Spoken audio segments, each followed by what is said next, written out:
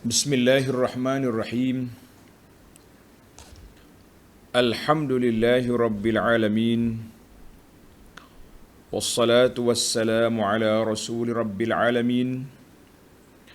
Nabiyyina wa habibina wa qudwatina Muhammad ibn Abdullah wa ala alihi wa sahbihi wa man sar ala nahjihi wa ihtada bihadihi wa istanna bisunnatihi ila yaumiddin. Amma ba'du. Muslimin dan muslimat, para pelajar, para penonton, para pencinta Al-Quran, Assalamualaikum warahmatullahi wabarakatuh. Alhamdulillah, syukur kita kepada Allah Azza wa Jalla kerana pada hari ini kita sudah masuk 1 November 2021 bersamaan dengan 25 Rabi' Al-Awal 1443. Kita dapat meneruskan pengajian kita dalam tafsir surah As-Sajdah. Tafsir surah As-Sajdah, surah yang ke-32, juzuk yang ke-21. Masih lagi dalam juzuk yang ke-21. InsyaAllah ayat yang kita akan bincangkan dalam siri ini bermula ayat 18 hingga 22. Ayat 18 sehingga ayat 22 dalam kisah perbandingan antara orang mukmin dengan orang fasik. Kemudian Allah buat pendetilan tentang di manakah hala tuju mukmin dan ke mana hala tuju orang-orang fasik. Na'udzubillah. Kemudian Allah nyatakan sebab kenapa berlakunya azab di dunia. Azab al-adna. Disebut azab dan dinyatakan sebab. La'allahum yarji'un. Objektif dia supaya mereka insaf. Kembali kepada jalan Allah. Taat kepada perintah Allah, ikut dakwah Rasulullah sallallahu alaihi wasallam. Kalau kamu tak ikut juga, cari pasal. Cari nahas, kata orang. Kemudian maknanya para jemaah sekalian, itu di antara isi kandungan ayat yang kita akan bincangkan pada kali ini. Maka kita sebagai orang yang beriman kepada Allah Azza wa Jalla, sifat-sifat orang yang beriman telah pun didetailkan dalam perbincangan yang lepas. Bila tengok ayat-ayat Allah, bi ayat iza zukkiru biha kharru sujada. Orang mukmin mudah sangat untuk nak sujud kepada Allah Azza wa Jalla. Sebab kita tahu kita ni lemah. Kita hanya bergantung kepada kuasa Allah Azza wa Jalla. Kita hidup di bawah ihsan ilahi. Limpah kurnia Allah kepada kita dengan nikmat-nikmat la tu'addu wa la tuhsa, yang tak boleh nak hitung, tak boleh nak kira banyaknya. Maka tugas kita hanya liya'budun, sembah Allah Azza wa Jalla. Tapi kalau kamu kerah kepala juga, apa boleh buat? Maka kemudian Allah Ta'ala gambarkan sifat orang beriman tidak sombong, suka mudah sujud, dan boleh bangun malam, meninggalkan tilam, bantal, dan segala keseronokan kerehatan kita bangun kerana Allah. Dan sifat yang kedua juga menghilangkan keseronokan memiliki aset harta yang banyak, kita infak fi sabilillah. Maka sebagaimana kata Al-Imam Al-Hasan Al-Basri rahimahullah, oleh kerana kamu rahsiakan ibadat kamu pada waktu malam, waktu munajat, Allah kata aku rahsiakan juga pahala persiapan nikmat yang aku nak beri kepada kamu. Itulah nikmat yang kita harapkan. Kita rahsiakan ibadat kita daripada manusia, kita hanya tujukan kepada Allah Azza wa Jalla. Mudah-mudahan kita layak untuk menerima ma la ain ra'at wa la uzunun sami'at wa la khatara ala qalbi bashar. 3 sifat syurga. Tak pernah mata tengok, tak pernah telinga dengar, tak pernah khayal oleh hati. Yang kita khayal tu bukan syurga. Baik, para pelajar sekalian, kita baca ayat kita, bermula ayat 18. Ayat 18 surah As-Sajdah. Bagi jemaah yang ada tafsir pimpinan edisi Jawi, muka surah 896.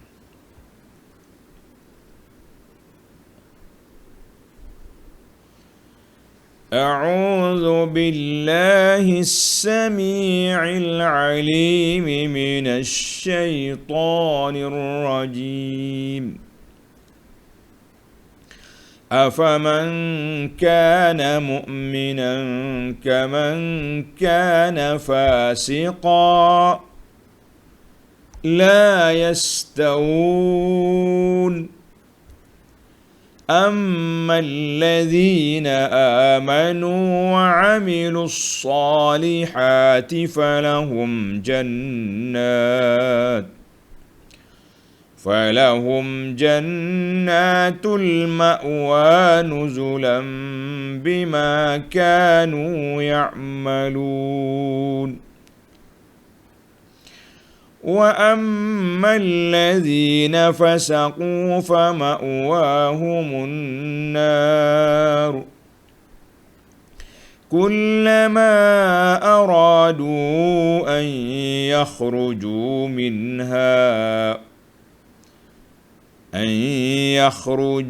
منها أعيدوا فيها وقيل لهم ذوقوا عذاب النار الذي كنتم به تكذبون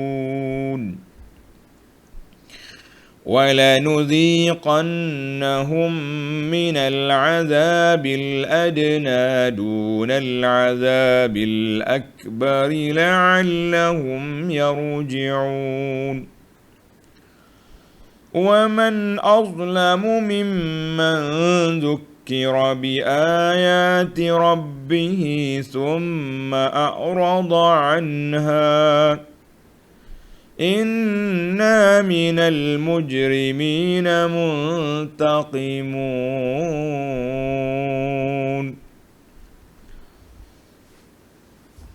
Balik kita kepada terjemahan ayat. Afaman kana mu'minan kaman kana fasiqa. Jika demikian halnya. Mana tu? Mana hal mujrimin dan hal mukminin. Ayat yang lepas, dua-dua kumpulan telah kita tengok. Kumpulan yang menundukkan muka, tunduk kepala, dan kumpulan yang Masya Allah disediakan nikmat yang begitu besar. Jadi setelah kamu dengar dua kumpulan ini, maka adakah orang yang beriman sama seperti orang fasik? Tengok, dia tanya situ. Sebab tu anak berhenti baca. Afaman kana mu'minan kaman kana fasiqa la yastawun. Mereka tidaklah sama dalam menerima balasan. Tak sama. Kita boleh sambung ya bacaan, tapi kalau bacaan qiraah tadabbur ni kita kena break baru kita nampak. Itu soalan tanya. Dia tanya. Sama? La, tidak sama. Macam boleh sama orang baik dengan orang fasik? Tidak akan sama orang baik dengan orang yang fasik. Tengok nota di bawah kata, Allah Subhanahu wa taala Maha Adil. Oleh kerana orang-orang yang beriman dengan orang-orang yang kufur ingkar itu tidak sama, maka mereka akan menerima balasan yang bersesuaian dengan amal masing-masing. Mukmin, ni balasan dia. Fasik, na'uzubillah, ini balasan dia. Tak sama. Mana kita boleh sama orang baik dengan orang tak baik?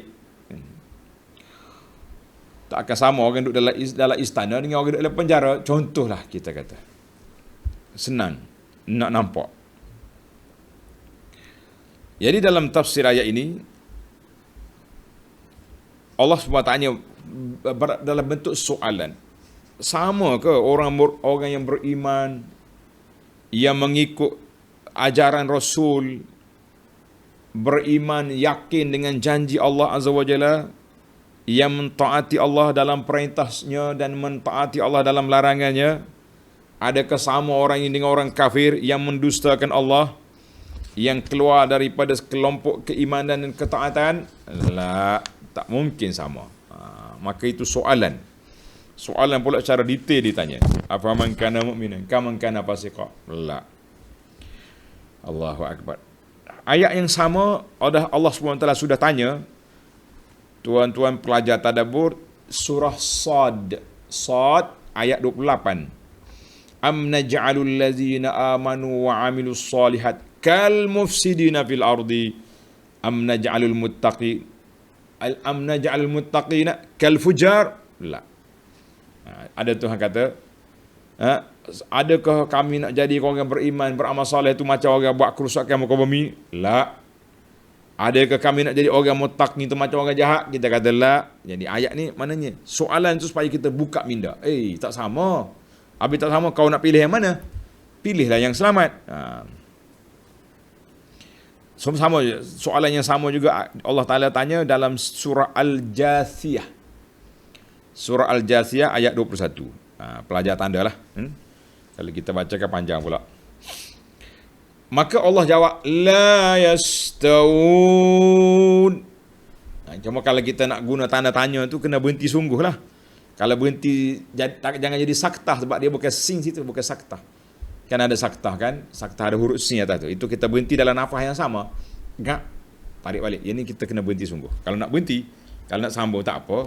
Afaman kana mu'minan kaman kana fasiqan la yastawun. Boleh. Tapi bahasa bila kita nak memahami lebih orang panggil lebih menjiwai. La yastau, tak sama. Mana sama?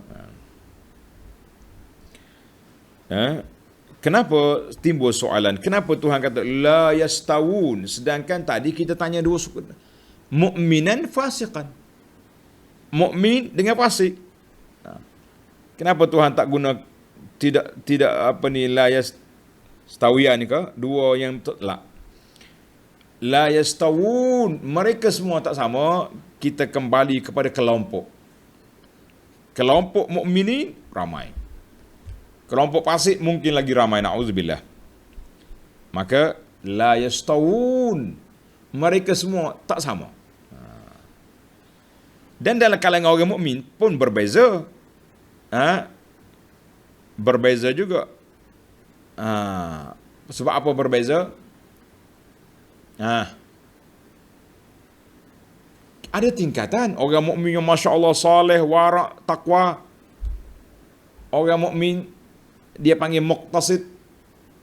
Orang mukmin yang zalim pun berbeza-beza. Jadi Tuhan guna kalimah ni la yastawun. Tak sama. Baik. Maka setelah disebut secara umum mukmin, fasik. Ayat yang ke-19 Allah detailkan siapa mukmin, siapa ke orang mukmin itu. Tuan-tuan tengok siapa kita, siapa mukmin yang kita nak ikut tu. Ammal ladzina amanu wa 'amilus solihat. Ini dia panggil al-tafsil ba'da al-ijmal. Tafsil mana didetailkan kategori orang mukmin. Adapun orang-orang yang beriman dan beramal soleh. Ini kumpulan yang pertama. Orang yang beriman dan beramal soleh. Jadi kita semua sudah belajar, para pelajar sekalian, nak jadi orang mukmin yang betul-betul mesti diikuti dengan iman. Diikuti dengan amal. Kalau setakat mengaku je beriman, tak ada amalan, kita kata akuan yang sukar untuk diperakui. Sebab tidak ada bukti. Maknanya amalan itulah menunjukkan bukti. Kerana itu mazhab Ahlussunnah dia tak pisah di antara iman dengan amal. Iman tak boleh pisah dengan amal. Kalau tidak dia jadi mazhab Murji'ah. Ammal ladzina amanu bima wajaba alaihim al-imanu bihi. Orang yang telah beriman dengan perkara-perkara yang wajib diimani. Rukun iman kita 6. wa amilu al-a'mal as-salihah, melakukan amal soleh. Bagaimana cara amal itu nak jadi soleh? Para pelajar jangan lupa dua perkara. Yang pertama, bi ikhlasin lillahi ta'ala, dilakukan kerana ikhlaskan Allah. Yang kedua, mutaba'atin li syar'ihi, kita ikut syariat yang telah dibawa oleh Nabi sallallahu alaihi wasallam, barulah amalan itu diiktiraf sebagai soleh. Kalau tidak, kita kata amal soleh. Mana kau tahu amal soleh? Orang buat semua? La. Ibadat ni bukan orang semua buat. Ibadat ni ikut Nabi ajar ke tidak? Itu kaedah. Itu dia punya kaedah. Mesti ada skill dia. Bila selesai masalah dua tadi, maka Tuhan jawab, falahum jannatul ma'wa nuzula, maka mereka akan beroleh syurga tempat tinggal yang tetap. Bolehlah tempat tinggal yang tetap. Ay dhiyafatan karimatan muhayyatan lahum. Orang panggil sambutan yang telah disediakan oleh Allah Azza wa Jalla kepada orang yang soleh tadi. Lish bima kanu ya'malun, sebagai balasan bagi apa yang telah mereka kerjakan. Bisababi ay bima bisababi ma kanu ya'maluna fid dunya minal iman billahi ta'ala wa ta'atihi. Mana dia panggil sebab. Sebab sebenarnya dia bukan bayaran. Solat kita ni bukan yang bayaran nak pergi syurga. Tak cukup. Tapi Allah nak tunjuk tanda kamu taat, aku sediakan untuk kamu balasan. Ini panggil balasan kepada ketaatan. Kalau kata nak balas satu sama satu, tak mungkin terbalas. Nikmat yang begitu terlalu besar. Nuzulan. Apa makna nuzulan? Diyafatan. Sebagai tamu yang disediakan untuk dia. Kata ulama al-Biqai kata nuzul ay idadan lahum awwala qudumihim. Tempat yang disediakan mula-mula kita sampai, ini tempat duduk. Itu dia panggil nuzulan. Sebab itu kita ni, para jemaah sekalian, kena belajar. Bila tetamu datang rumah kita, terutama sekali si musafir. Orang musafir mari jauh-jauh, kita kena sediakan tempat yang dia boleh masuk rumah kita tu, dia boleh rehat. Sini tempat, ni bilik air, ialah orang travel jauh. Dua perkara tu kena ada sedia. Jadi kalau kita ada kemampuan lah, para pelajar, para jemaah, kalau ada kemampuan, sediakan ruang tamu sekali dengan bilik di luar tu. Biar ni kita kadang-kadang sukar. Kita emergency, nak berhenti tengah jalan tadi tak sempat. Sampai rumah orang nak minta tandas. Bila cakap saya nak pergi bilik air, nampak berubah muka tuan rumah. Ada something kata orang. Sebab bilik air dia dekat dapur. Kita kena apa ni yang panggil bahasa PKP ni, kena merentas bilik orang, dapur, macam-macam ada kat sana tu. Jadi kita buat siap-siap kat luar tu. Ada bilik, ada tandas, ada bilik air. Itu nuzulan. Maknanya tempat persiapan bila orang mari mudah. Bukan nak bandingkan syurga ni, tapi gambaran Allah Ta'ala buat ni nuzulan. Maknanya aku sambut dengan penuh kemuliaan kepada orang ini. Allah. Pasal tu kata an-nuzul. An-nuzul, apa persiapan tempat dan juga mana hidangan dan sebagainya yang di al-qira dia panggil, yang disediakan kepada orang yang datang.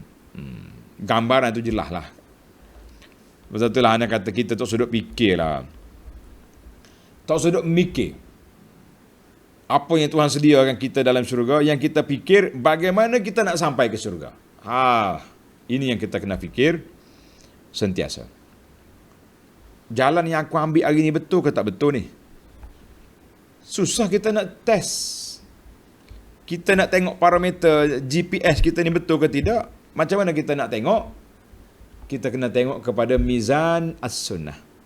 Betul yang Nabi kita ajar, insya-Allah kita pergi. Kalau tak betul, tak usah cakap lah. Tak usah declare lah kita ni pengikut Ahlus Sunnah ke apa benda. Tapi kalau amalan kita tidak mengikut sunnah, sunnah mana yang kita, Ahlus Sunnah mana kita itu? Setakat nak declare, nak isytihar saja boleh. Allahu Akbar. Jadi bila kadang-kadang kita ni letak satu benda tak kena pada tempat. Ini Ahlus Sunnah, tapi amalan sunnah ke tidak? Tak. Nak ambil mana? Ambil sana, ambil sini. Kita kata macam mana Ahlus Sunnah? Pelik ni. Sekarang ni pula jenis menabal-nabalkan. Yang ni singa, yang ni panglima, yang ni panglima sunnah. Tapi bila bercakap, cerita pelik saja. Allahu Akbar. Panglima apa? Panglima sunnah ni, panglima Ahlus-Sunnah ni, orang yang hebat macam Imam Bukhari, Imam Ahmad yang berjuang, Imam Syafi'i. Sehingga Imam Syafi'i disebut dengan nama Nasirus Sunnah. Sebab apa? Sebab dia yang telah mengorek sunnah ini, timbulnya ilmu usul fiqh, bagaimana kita nak menggali apa yang terkandung dalam sunnah yang diajar oleh Nabi sallallahu alaihi wasallam. Barulah kita panggil singa Ahlus Sunnah, panglima sunnah. Kalau sangat, ni singa Ahlus Sunnah ni, habis apa yang dia cakap? Cerita tu cerita ni. Allahu Akbar. Cerita Nabi Yusuf pun, kita dengar orang tidak Nabi pun tak jadi macam tu. Jadi ini berat tuan-tuan. Kalau setakat dia panggil isytihar je, tak boleh. Kena isytihar, kena bertepatan dengan apa yang ada dalam sunnah Nabi SAW. Baru kita kata ini singa Ahlus Sunnah. Asadullah, Asadur Rasul sallallahu alaihi wasallam, sebagaimana ulama-ulama salah beri gelaran kepada Sayyidina Hamzah contohnya, Asadullah, beri gelaran kepada Khalid. Baru nak sama. Kita kata singa Ahlus Sunnah siapa? Imam Bukhari. Logik. Imam Bukhari telah menepis berapa banyak hadis-hadis palsu yang dibongkarkan. Imam Ahlul Hadis itu singa Ahlus Sunnah. Nah. Baik. Kita pergi pada ayat kita. Habislah kumpulan yang pertama. Insya-Allah mudah-mudahan kita termasuk di kalangan orang yang pertama. Falahum jannatul ma'wa nuzulan bima kanu ya'malun. Allahumma ja'alna min ahlil jannah. Kemudian ayat yang 20 ini, kumpulan yang kedua, kita minta berlindung daripada kumpulan ini. Wa ammal ladzina fasaqu fama'wahumun nar. Dan sebaliknya, orang-orang yang fasik, maka tempat kediaman mereka ialah neraka. Na'udzubillah. Orang fasik, tempat kediaman mereka ialah neraka. Kullama aradu an yakhruju minha u'idu fiha. Tiap-tiap kali mereka hendak keluar dari neraka itu, dia cubalah cari lubang nak keluar, u'idu fiha, mereka dikembalikan kepadanya. Malaikat tolak, apa mau pergi mana? Apa? Nak keluar tak boleh. Cuma dia cubalah, percubaan. Allahu Akbar. Wa qila lahum zuqu azaban naril ladzi kuntum bihi tukadzibun. Serta dikatakan kepada mereka, rasakanlah kamu azab neraka yang kamu sentiasa mendustakannya di dunia dulu. Mau lari ke mana? Ambil lah. Kan dulu awak tak percaya. Dulu awak cakap macam-macam. Dulu sombong sangat atas dunia dulu. Rasakan. Ini dalam bahasa tafsir. Ulama tafsir kata, ulama tadabbur kata, ini penderaan mental. Penderaan fizikal, dia duduk dalam neraka dah. Tapi kata-kata yang dihamburkan oleh mereka, zuqu. Kenapa mau lari? Dulu kan cari. Ambil. Jadi itu panggil penderaan dari sudut apa? Sudut mental. Mana dua-dua penderaan. Kita ni berat tahu tuan-tuan. Kita ni kadang-kadang penderaan dari sudut mental lebih teruk daripada penderaan kena pukul. Kena pukul sakit, lepas tu habislah. Tapi sekali kena torture, kena dia panggil ghasil mukh ni. Bahasa Arab kata ghasil mukh ni. Perah ni, basuh kepala ni. Bengong orang ni. Ha? Sebab tu diceritakan oleh pengalaman orang-orang yang kena tangkap ISA. Ramai yang kebengungan lepas pada tu, keluar daripada, dululah zaman ada ISA dulu. Mudah-mudahan akta zalim itu tidak dihidupkan kembali lah. Kalau orang salah tangkap, bicara, kenapa mau tangkap, kemudian diciptakan tuduhan. Oh dahsyat. Teruk dia, penderaan mental dia tak ukur, padan tu ya. Nak tidur tak boleh. Pukul 3 pagi orang mari macam-macam. Baik. Wa ammal ladzina fasaqu fa ma'wahum. Tengok tafsir pula. Tadi baru terjemahan. Wa ammal ladzina kharaju anil iman. Adapun orang yang keluar daripada beriman, lari daripada ketaatan, mereka kafir dan derhaka, famaskanhum, maka tempat duduk mereka, tempat tinggal mereka, Allah Ta'ala sediakan untuk mereka neraka. Na'udzubillah. Wahwan nar.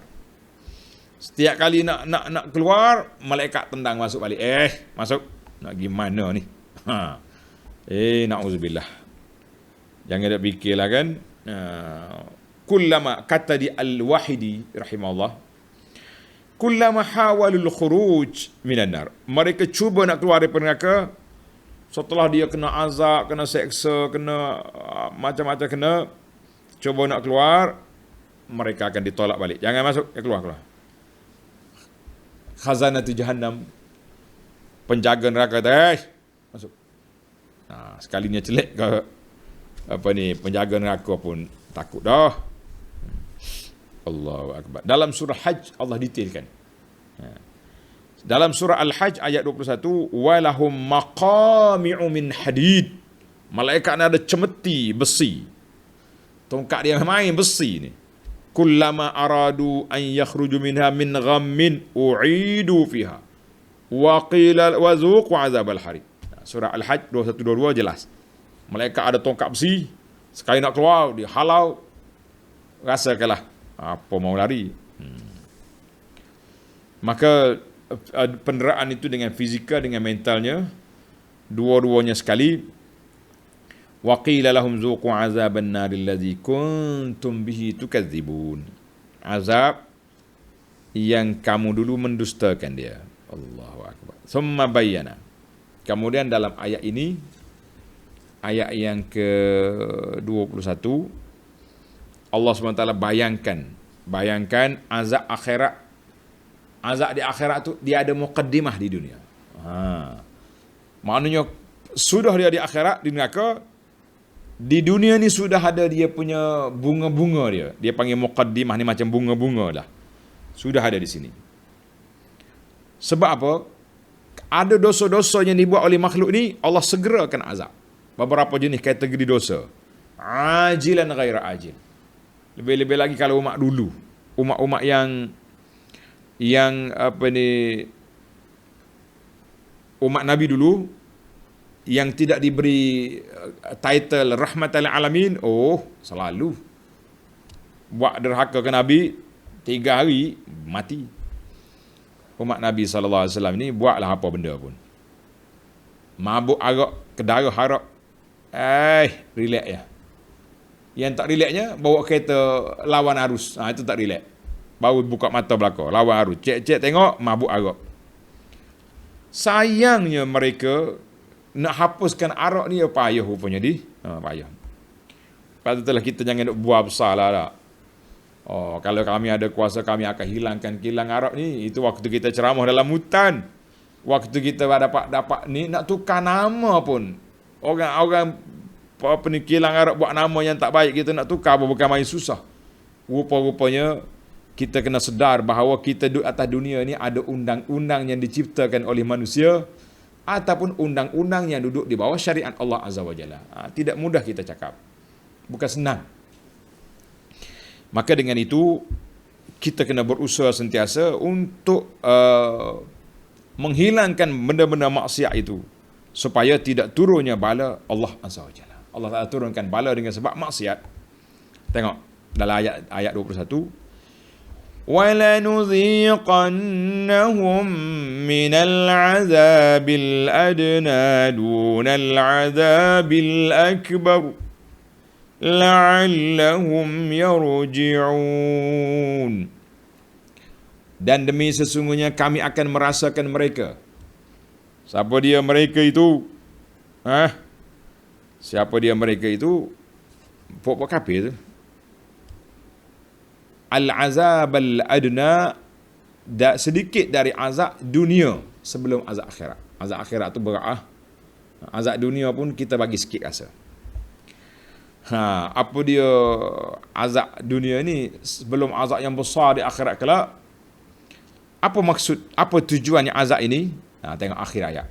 La'allahum yarji'un, supaya mereka rujuk kembali bertaubat, tinggalkan maksiat, tinggalkan kemungkaran. Barulah jadi. Kalau tidak, duduk dalam keadaan bahayalah orang ni. Baik, apa dia azab al-adna? Azab adna tu apa benda? Jadi katanya azab yang awal, yang dekat, qabla yaum al-qiyamah. Mana azab atas dunia ni sebelum hari kiamat. Jadi ulama tafsir kata, tuan-tuan tanda. Yang pertama, al-muradu bil azabil adna azabud dunia. Allah Ta'ala bagi azab atas dunia. Kita hari ni dilanda oleh COVID. COVID-19. InsyaAllah jangan ada COVID-22. 21 nak habis dah ni. Jangan ada lah, insyaAllah. Sambil-sambil duk takut COVID ni pun, maksiat berjalan juga. Boleh juga anjur pesta, pesta lompat-lompat ni lah kita kata. Di negeri yang dekat dengan tanah haram. Ya Allah. Maknanya kita tak ada keinsafan. La'allahum yarji'un tu belum cukup. Adakah kita nak mari benda besar lagi, bala yang berat ni, bara COVID ni boleh tahan lagi lah. Dia satu bala. Tapi nampak macam gitulah, belum menginsafkan orang. Nak suruh jadi tsunami, mati lanyak terus lalu baru senang. Ke lagu mana? Azab dunia. Ada ulama tafsir detailkan sikit. Dia kata azab dunia itu untuk kumpulan yang lawan Nabi, iaitu Yaum Badar, hari peperangan Badar. Itu khas untuk orang zaman Nabi lah. Abu Jahal kan mati di peperangan Badar. Jadi logiklah ulama tafsir kata Badar. Ada yang mengatakan kemarau. Berapa dah? 3. Keempat, masaibud dunia. Segala musibah atas dunia ni azabil adna lah tu. 5, al-hudud. Ulama tafsir ni dia tafsir pelbagai.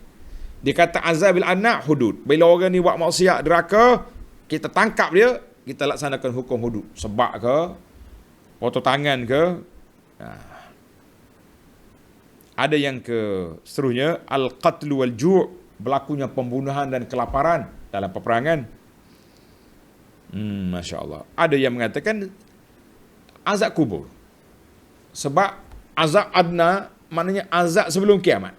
Orang ni masuk dalam kubur kena azab. Masya Allah. Apa lagi? Kata di para ulama, Syaukani kata wala mani' minal hamli 'alal jami'. Tidak ada halangan untuk kita kumpulkan semua yang disenaraikan oleh ulama tafsir salaf itu. Kita kata semua tu betul belaka. Yang pentingnya azabil adna makna azab sebelum azab besar di akhirat esok. Apa saja jenis? Kita senang, lebih senang gitu. Kita kata semua benda lah. Asal bentuk azab, sebab objektif dianya la'allahum yarji'un, supaya mereka kembali kepada Allah. Itu tujuan. Apa bentuk azab? Tak kira. Sebab itulah kita bila kita belajar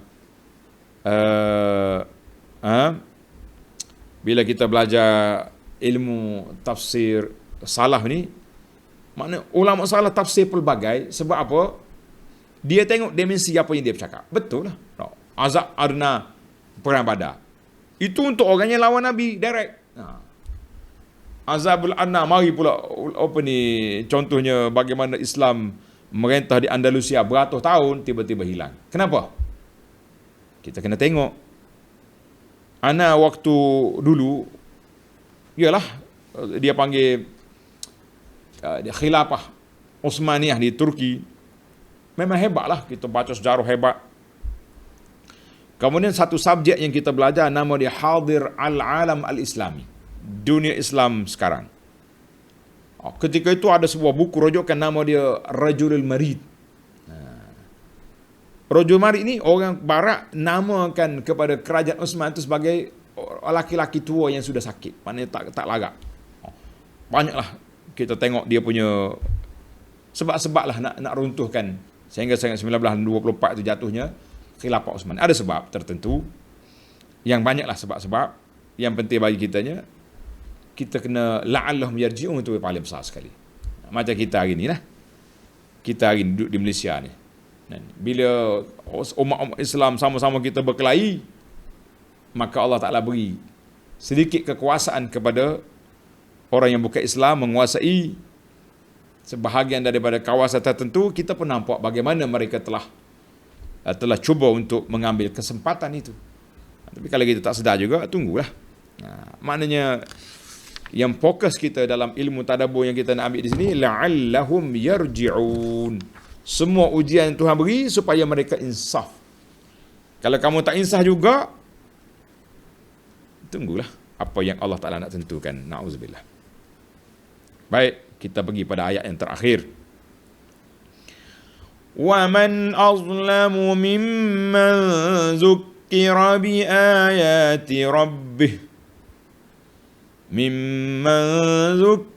بِآيَاتِ رَبِّهِ ثُمَّ أَعْرَضَ عَنْهَا إِنَّا مِنَ الْمُجْرِمِينَ مُنْتَقِمُونَ. Dan tidaklah ada yang lebih zalim. Allah sendiri kata, tuan-tuan. Bukan kita kata. Kalau kita kata orang zalim, tak kena. Allah kata, tidak ada yang lebih zalim daripada orang yang diberi peringatan dengan ayat-ayat Tuhannya. Baca Quran, baca hadis, tunjuk dia bukti. Kemudian dia berpaling daripadanya dan tetap mengingkarinya. Nasiblah. Sesungguhnya kami tetap membalas orang-orang yang berdosa, apalagi orang-orang yang lebih zalim. Tengok nota di bawah kata apa. Ya'ni 1425 nota. Ya'ni golongan yang engkar itu bukan saja dijanjikan dengan azab seksa pada hari akhirat, tetapi akan ditimpakan dengan azab bencana di dunia. Atas dunia ni kena dah. Apa tujuan, apa objektif diberi azab di atas dunia? Apa objektif dia? Supaya mereka insaf dan bertaubat. Itu tujuan. Sesudah itu, kalau mereka masih juga berdegil, maka nyatalah mereka orang yang zalim dan berhaklah mereka menerima azab yang sepadan dengan kezalimannya. Kalau melanggar juga, SOP syariat ni sudah ada, dan PKP hudud sudah ada, langgar juga padan. Maknanya bukan salah kita, salah engkau sendiri yang mencari masalah. Baik, kita tengok dari sudut tafsir sikit. Zukkira bi ayati rabbi. Orang diperingatkan dengan ayat-ayat Tuhan kamu. Apa dia ayat di sini? Tengok. Kata di para ulama, al-muradu bi ayati rabbi hujjah dan alamat. Segala hujah-hujah dan tanda-tanda itu dikira ayat. Mana sama ada ayat Quran yang dibaca ataupun ayat yang ditengok di alam ini. Tanda-tanda bukti melalui sains, melalui teknologi, melalui sejarah, semua kita sudah tengok. Kita tengok semua. Masya Allah. Jadi ada yang mengatakan ayat itu Quran. Kita kata betul lah tu. Ada kata ayat itu Al-Kutub As-Samawiyah. Semua kitab-kitab yang diturunkan dari langit. Ada yang mengatakan ayat itu ialah ayat yang dilihat. Kita tengok kebinasaan orang dulu. Kita tengok huru-hara sana sini. Kata di para ulama, campur semualah, senang. Betul lah. Baca Quran dia lari, tak apa. Tunjuk bukti dia lari, tak apa. Apa semua boleh belaka, akhir sekali semuanya inna minal mujrimina muntaqimun. Allah kata orang jahat itu kami akan ambil tindakan. Ada apa dah? Sebab apa? Puncanya mari mana? A'rada tu. A'rada ana, berpaling, sombong. Biasanya kata a'rada mustakbiran. Sombong, tak mau terima. Mustankifan. Angkuh, tak mau tunduk. Dua ya kita ni. Sombong tak mau terima. Angkuh tak mau tunduk. Dua-dua tu inna minal mujrimina muntaqimun. Aina sanantaqimu minal ladina a'radu. Kami akan ambil tindakan kepada orang yang berpaling, lari, kafaru, kazzabu, waqtasabus sayiat, dan buat benda-benda yang jahat. Semua itu masuk dalam kumpulan yang akan diambil tindakan oleh Allah Azza wa Jalla. Tamatlah kita insya-Allah ayat 18 hingga 22 dari sudut tafsirnya, dan insya-Allah kita akan sambung dalam siri yang akan datang bermula ayat 23, mungkin 23 sehingga 25. Memang 23 hingga 25. Kemudian habislah surah kita ni. Sekejap ya. Baik, para pelajar sekalian, kita berpindah kepada penutup kepada tafsir, iaitu Al-Fawaid. Kita cubalah waktu ada masa ni, kita cuba nak guna, nak korek 10 faedah yang dapat kita ambil dalam tafsir yang kita belajar ini. Berapa ayat ni? Ayat 18 hingga 22 ni. Yang pertama, Allah sebut afaman kana mu'minan kaman kana fasiqa. Sama ke orang kafir, orang beriman dengan orang kafir sama ke? La yastawun, tak sama. Apa yang kita nak ambil di sini, pelajar? Yunabbihul uqul. Allah nak suruh kita berfikir bahawa akal manusia ni mesti dia boleh sendiri, automatik, tak payah buka Quran hadis. Orang jahat dengan orang baik tak sama. Gitu. Wa anna hikmatahu taqtadi, sudah menjadi satu ketetapan dan hikmah, tak sama orang mujrim dengan orang mukmin, tak sama. Siapa yang menghidupkan hatinya dengan iman, anggotanya dengan syariat, beramal dengan semua undang-undang Islam, mereka ini orang yang telah mendapat kasih sayang Allah, tak akan sama dengan orang yang penuh dengan kemungkaran, dengan maksiat, dengan syirik, dengan macam-macam. Jadi kita kata ayat ini memberi peringatan supaya akal kita berfikir sendiri, tengok di antara dua kumpulan. Mana boleh sama. Yang kedua, waman azlamu. Tengok ayat yang akhir tadi. Siapakah orang lebih zalim daripada orang yang diperingatkan dengan ayat Allah, mereka lari, sombong, tak mau terima. Jadi ayat ini dari sudut tadabburnya kata annal insan yajibu an yaqbala tazkir. Hendaklah kita terima nasihat daripada siapa saja. Allah Ta'ala, Tuhan tak tanya, tak kata zakaruhu rasul, zakaruhu fulan atau fulan. Tak. Tuhan tak kata apabila rasul mari, apabila orang ni. Tuhan kata zukiru, apabila diperingatkan. Siapa saja yang memperingatkan kita tentang Allah, tentang akhirat, walaupun orang itu muda, walaupun penceramahnya orang tua, kita kena ambil iktibar. Ambil apa ni? Ambil perhatian. Yang kata, ustaz muda lagi tu, bini budak lagi, nak cakap akhirat dah. Lepas itulah kata di para ulama, unzur ila ma qal wala tanzur ila man qala. Kita cari kebenaran, tengok apa dia ucap, bukan tengok pada orang yang berucap. Kalau tengok kepada orang berucap, Allah tengok watak dia baik, Masya Allah. Semalam ke semalam apa, kita jumpa satu video kawan-kawan hantar, tapak kaki Nabi sudah ada di Johor. Allahu Akbar. Ada Johor, mari tapak kaki Nabi pula dah. Oh, dia bercakap tu, kalau tengok watak dia bercakap, sekali kaki dia orang cium lagi. Tengok. Tapi biar betul lah. Nabi mari ke Johor pula dah. Tu ada video tengok. Kalau video tu fitnah, saya tarik balik. Tapi nak kata fitnah, apa dia live, dia bercakap, orang rakam. Masya Allah. Bahaya. Tengoklah apa yang dia cakap, jangan tengok orang yang bercakap. Yang kita jadi ta'asuk hari ni, sebab asyik duk tengok orang lah. Oh, orang ni siapa yang bercakap tu? Al-arif billah. Orang yang kenal Tuhan. Dia kita yang create jawatan kepada dia. Al-arif billah, wali besar, kutub zaman ni, singa Ahlus Sunnah, kita yang bagi jawatan. Oh, singa. Cerita dia. Singa. Saya bercakap, Nabi Yusuf pun kekeh belakang Zalaikha pula dah. Na'udzubillah. Macam manalah masyarakat nak didik dengan benda-benda yang pelik-pelik macam ni. Mari sini. Tak apalah cerita jumpa dinosaur dekat Bukit Panau tu, pergi tengok lah. Tapi Nabi mari tu dengan tapak kaki pun ada juga. Tuan-tuan cari dalam YouTube, saya malah nak cerita sini.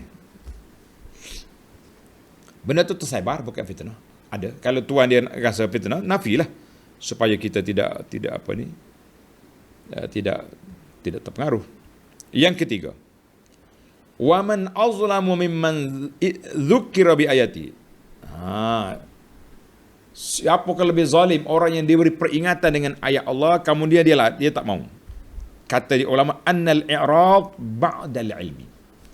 Biasanya orang yang menolak hujah ni setelah dia tahu.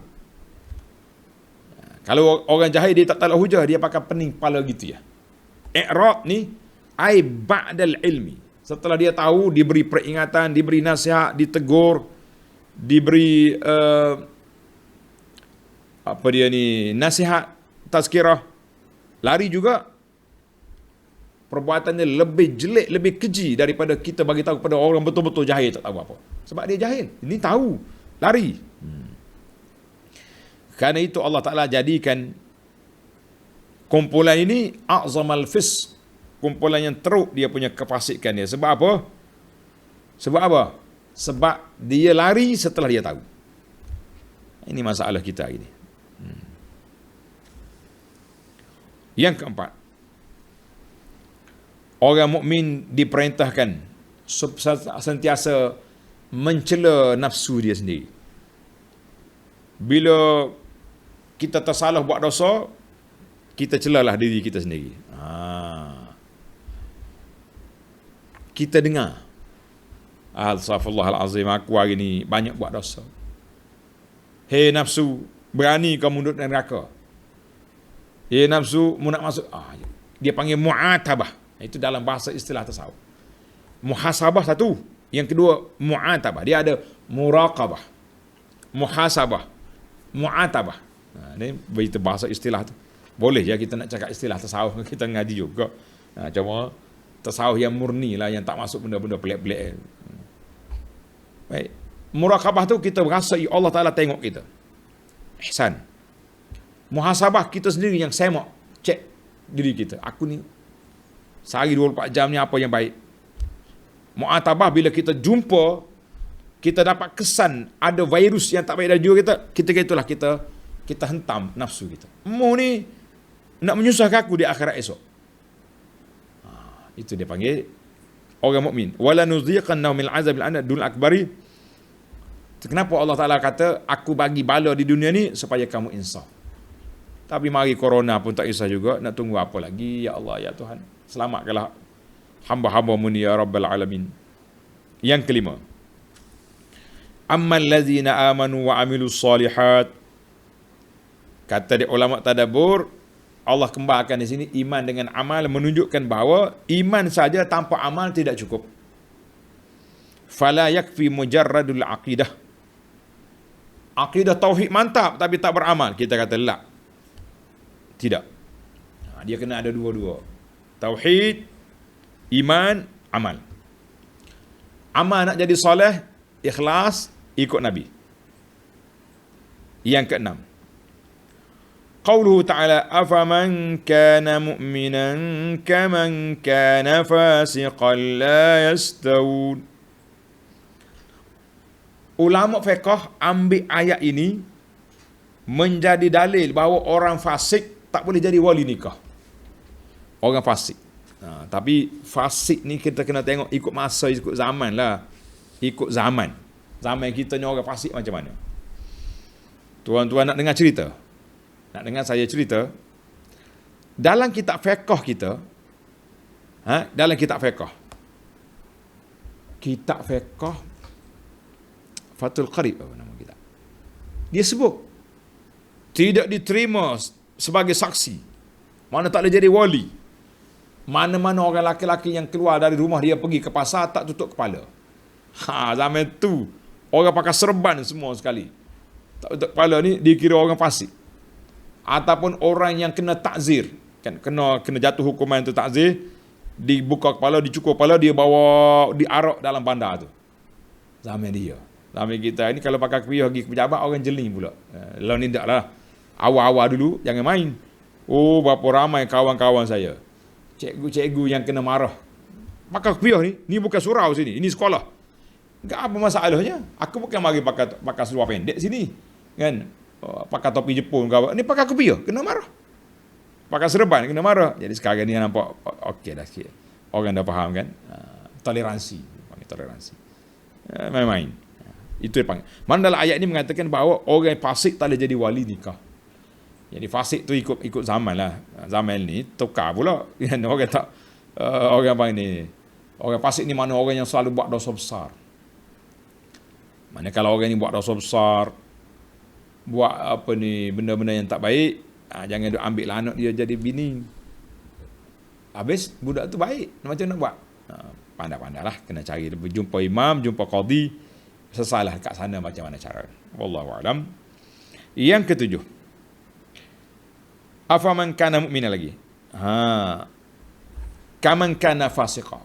Kata di ulama, dalil ala annasmal fisq. Nama fasik itu boleh pakai pada dua-dua, kafir dan maksiat. Kalau kata dia ni orang kafir, fasik, betul. Betul. Kalau kata orang ni maksiat, fasik, betul juga. Sebab tu dia ada tiga kategori tingkatan. Orang tak solat, engkar kewajipan solat, ni kafir tu, kafir terus. Dia banyak kafir tulen dah dia.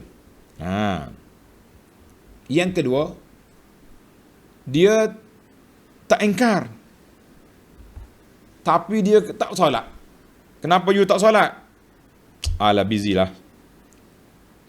Ulama kata hukuman dia kena tangkap, penjara, suruh taubat. Tak taubat juga, dibunuh. Ulama Syafi'i kata dibunuh haddan sebab dia fasik. Dia tidak kafir lagi, dia fasik.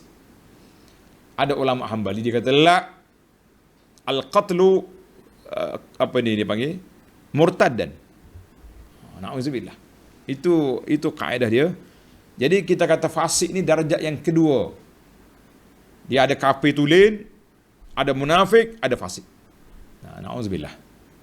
Tiga-tiga tu bahaya belaka lah, tapi fasik tu lebih rendah sebab dia ada dua kategori fasik. Ulama kata fasik tu boleh guna kepada kafir dan boleh diguna kepada maksiat. Yang penting kita tak nak jadi orang fasik.